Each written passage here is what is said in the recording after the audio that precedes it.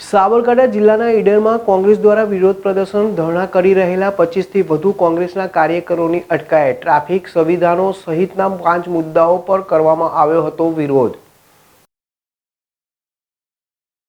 સાબરકાંઠા જિલ્લાના ઈડર શહેર ખાતે ઈડર તાલુકા અને શહેર કોંગ્રેસ દ્વારા આજે ધરણા પ્રદર્શન યોજવામાં આવ્યું હતું। ઈડર મતક્ષેત્રના ધારાસભ્ય ખોટા ખેડૂત ખાતેદાર બન્યા છે। એ મુદ્દો તો સ્માર્ટ મીટર। ઈડર શહેરમાં ટ્રાફિક સમસ્યા વધતી રહે છે, તેના નિકાલ માટે અને શહેરમાં બાયપાસ રોડ બને તે માટે સાથે વિકાસના કામોમાં મોટા પાયે ખાયકી જેવા મુદ્દે ધરણા પ્રદર્શન કરવામાં આવ્યું હતું। ત્યારે જ્યારે કોંગ્રેસ દ્વારા વિવિધ બેનર અને સૂત્રોચ્ચાર સાથે ધરણા શરૂ કર્યા કે તરત જ પોલીસે 25 જેટલા કોંગ્રેસના કાર્યકરોની અટકાયત કરવામાં આવી હતી।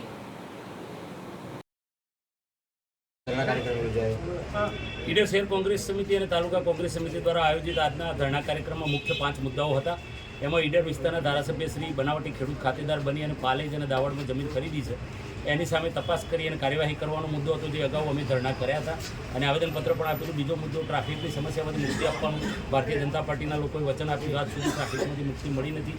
ત્રીજો મુદ્દો સ્માર્ટ મીટરો લગાવવાની જે પ્રક્રિયા ચાલી રહી છે, એ સ્માર્ટ મીટર એ સ્માર્ટ ચીટર છે અને અદાણીને ફાયદો કરાવવાનો પ્રયાસ છે, એનો પણ એક સખત વિરોધ કરવામાં આવ્યો હતો। અને ગુજરાતમાંથી લગભગ 30,000 ઉપર ધાર્મિક સ્થાનોનું તોડી પાડવા માટેનું આ કહેવાતી હિન્દુવાદી ભારતીય જનતા પાર્ટીની સરકારે ધાર્મિક સ્થાનો તોડવા માટેના જે નોટિસો આપી છે, એનો સખત વિરોધ કરી અને ભારતીય જનતા પાર્ટીના કહેવાતા હિન્દુત્વ અને હિન્દુવાદી નેતાઓને જગાડવાની, કુંભકર્ણની નિંદ્રામાંથી જગાડવાનો પ્રયાસ હતો। સાથે સાથે નગરપાલિકાની અંદર જે ભ્રષ્ટાચાર થઈ રહ્યો છે અને તમે અમારા જે સાકરિયા વિસ્તારની અંદર જે ફૂટપાથ બનાવ્યો છે, તમને નરી આંખે દેખાય કે આ નરો ભ્રષ્ટાચાર છે, એની સામે પગલાં ભરવા માટેનો આજનો આ કાર્યક્રમ રાખવામાં આવેલો હતો।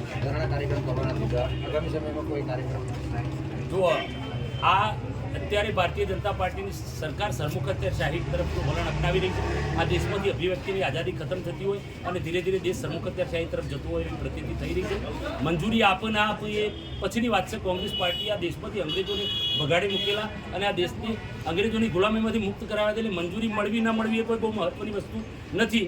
મંજૂરી મળે કે ના મળે, આગામી દિવસોમાં કાર્યક્રમો આપવામાં જ આવશે અને જો સુધી આ એમના ઉપર પગલાં નહીં લેવાય ત્યાં સુધી કોંગ્રેસ